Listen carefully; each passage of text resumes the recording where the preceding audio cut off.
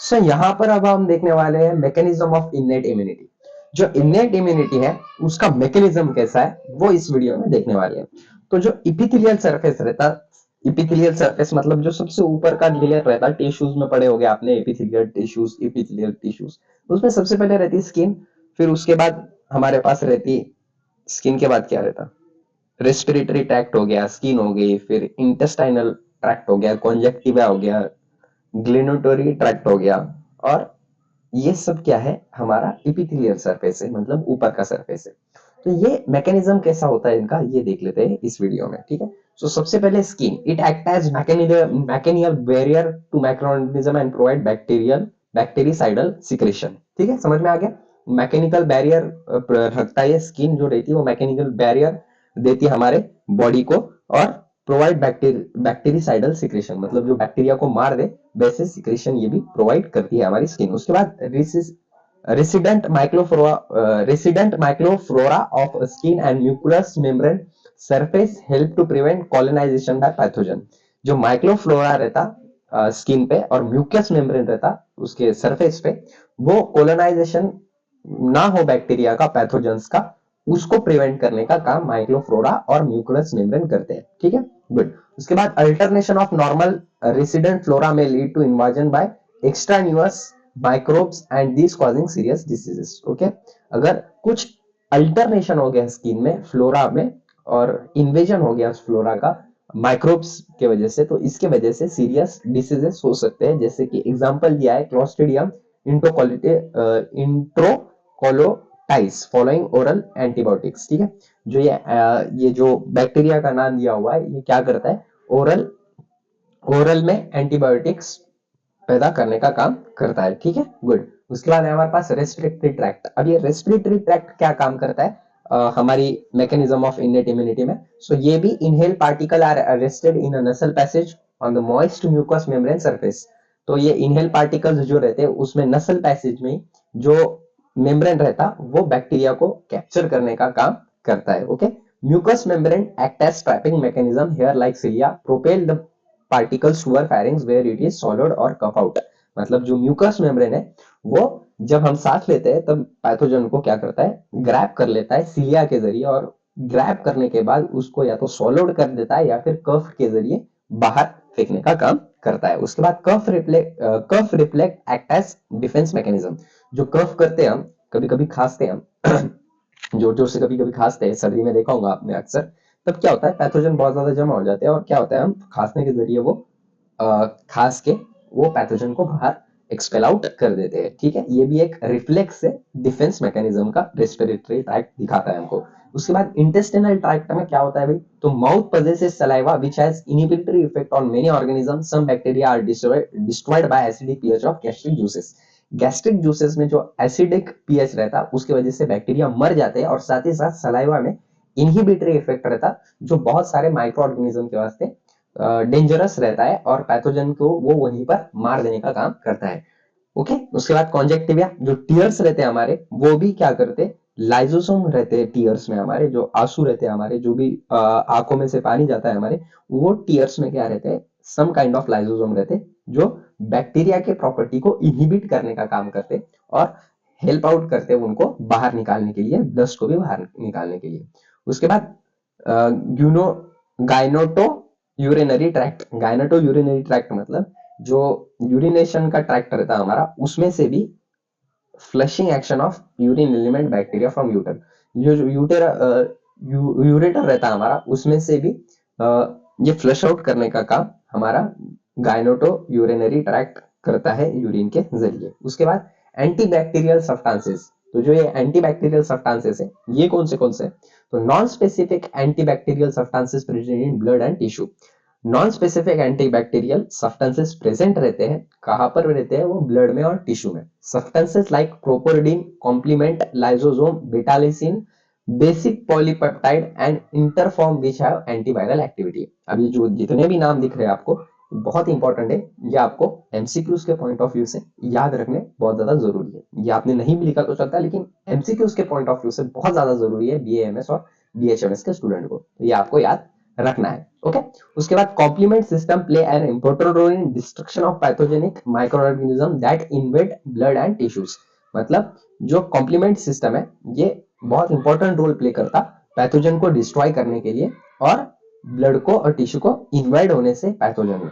ठीक है, जो इन्वेड रहता है, इन्वेड मतलब घुस जाना किसी भी जगह पर, तो जो पैथोजेनिक माइक्रो ऑर्गेनिज्म है, तो जो कॉम्प्लीमेंट सिस्टम है ये बहुत ज्यादा इंपॉर्टेंट रोल प्ले करता है कि माइक्रो ऑर्गेनिज्म ब्लड और टिश्यू में ना घुसे इसके लिए। तो कॉम्प्लीमेंट सिस्टम कौन सा है, तो देख लिया आपने, प्रोपरेडिन हो गया, लाइसोसोम होगा, बेटा अलीसिन हो गया, बेसिक पॉलीपेप्टाइड हो गए और इंटरफेरॉन हो गए।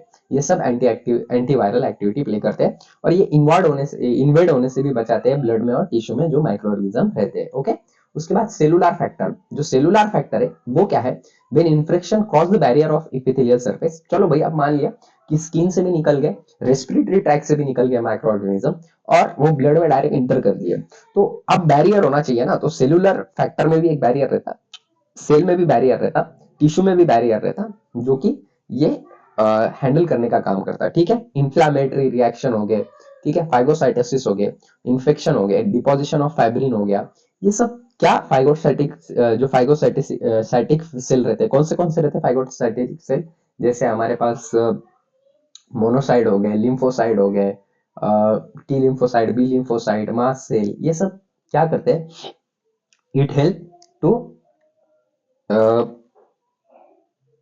It help to out pathogen, मतलब जो पैथोजन रहते हैं उनको बाहर निकालने का काम ये करते हैं। ठीक है, गुड। उसके बाद फाइगोसाइटिस सेल कौन से है, तो माइक्रोफाजेस है और मैक्रोफाजेस है। जो माइक्रोफाजेस है उनको हम पॉलीमॉर्फो न्यूक्लियरिया ल्यूकोसाइड भी बोलते हैं, जिसको न्यूट्रोफिल्स बोला जाता है, माइक्रोफाजेस बोलते हैं इनको। और जो मैक्रोफाजेस होते हैं वो कौन होता है, mononuclear phagocytic cell. Okay, good.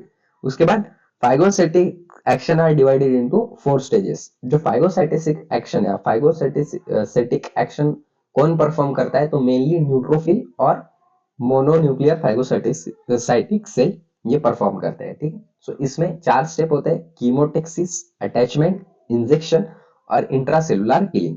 तो जो कीमोटेक्सिक है वो, कीमोटेक्सिस का मतलब क्या होता है, phagocytes reaches the site of infection attracted by chemotactic substances. ठीक है, जो कीमोटेक्टिक सब्सटेंसेस रहते हैं वहां पर फाइगोसाइटिस जाते हैं इन्फेक्शन की जगह। उसके बाद इन्फेक्टिव एजेंट को अटैच होते और फाइगोसाइटिक मेम्ब्रेन से, उसके बाद इंजेक्शन करते, उनका इंजेक्शन मतलब उनको खा लेते और इंगल्फ कर लेते।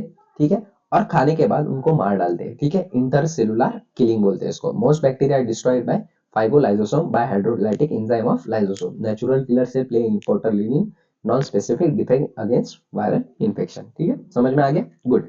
उसके बाद इन्फ्लामेशन क्या रहता है भैया, तो inflammation occur as a result of tissue injury और irritation initiated by entry of pathogen और other irritants. It's non specific defence mechanism.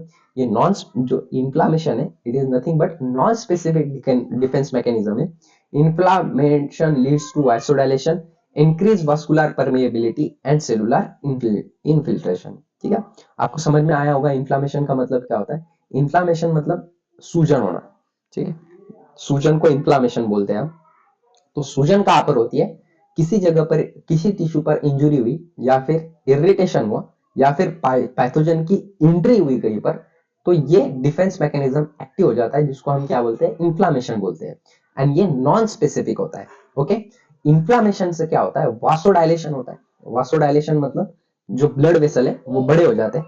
ठीक है कि नहीं, और जो वस्कुलर परमिलिबिलिटी है वो भी बढ़ जाती है। उसके बाद सेल इनफिल्ट्रेशन बढ़ जाता है। Okay, micro organism are phagocytose and destroy due to increase in vascular permeability. जैसे वस्कुलर परमिबिलिटी बढ़ेगी, फाइगोसाइटोसिस बढ़ जाएगा, जो माइक्रो ऑर्गेनिज्म है उनको खाने का काम बढ़ जाएगा, which help to dilute the toxic product present fibrin barrier is led to out। और इसके वजह से क्या होगा कि जो ये है हमारा वो इन्फेक्शन है वो ऑटोमेटिकली बाहर हो जाएगा। उसके बाद fever, rise of temperature following infection is natural defense mechanism। it is a natural defense mechanism। Fever है ये नेचुरल डिफेंस मैकेनिज्म है। जब भी आपकी तबीयत खराब होती है, जब भी आपको बुखार आता है, तो ये it is a symbol that हमारी जो इम्यूनिटी है वो काम कर रही है किसके खिलाफ, इन्फेक्शन के खिलाफ। ठीक है, fever also stimulate the production of interferon which help in recovery from viral infection। कभी कभी फीवर क्या करता है, इंटरफेरॉन का जो प्रोडक्शन है वो बढ़ा देता है, और उस प्रोडक्शन की वजह से जो भी वायरल इन्फेक्शन है, जो भी वायरसेस से होने वाले इन्फेक्शन है, वो क्या होते हैं हमारे पास बढ़ जाते हैं। एक्यूट फेज, उसके बाद एक्यूट फेज प्रोटीन क्या है? Following infection or injury, there is sudden increase in plasma concentration of certain protein called acute phase protein. This includes C-reactive protein, mannose binding protein (CRP), and acute phase protein activate alternative pathway of complement. This is called to prevent tissue injury and promote repair of inflammation lesion. Acute phase protein क्या है? यहाँ पर क्या होता है कि C-reactive protein क्या हो जाता है? एक्टिवेट हो जाता है, और ये एक्टिवेट होने की वजह से क्या होता है कि जो एक्यूट फेज प्रोटीन एक्टिवेट होने की वजह से क्या होता है, तो कॉम्प्लीमेंट रिएक्शन बढ़ जाती है।